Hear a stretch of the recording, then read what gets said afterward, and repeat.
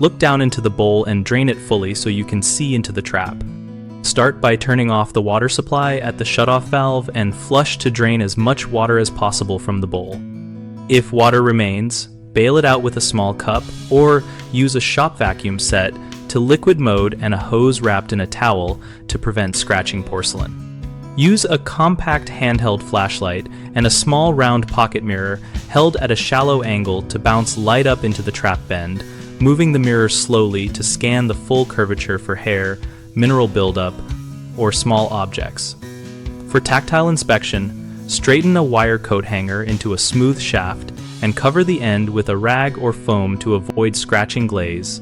Then gently probe the trap while feeling for resistance.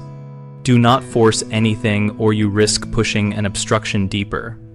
If you locate soft material such as toilet paper or hair, hook or pull it out slowly and retest by pouring a bucket of water to simulate a flush. If you find a hard object, do not attempt aggressive extraction and instead note its approximate position for professional removal. After clearing, restore the water, run a couple of test flushes, and watch for slow refill or gurgling that could indicate a venting issue or a deeper blockage requiring auger or professional service.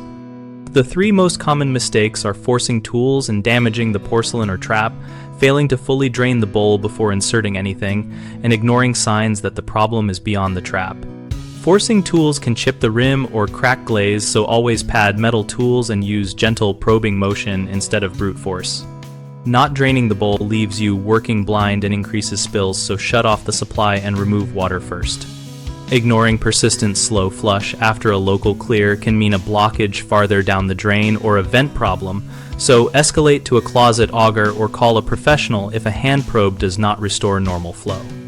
We run bighomeprojects.com to connect homeowners with local contractors and contractors with work related to projects like toilet repair. Our site also hosts a discussion community where we and other members share troubleshooting tips, tool recommendations, and step-by-step experiences.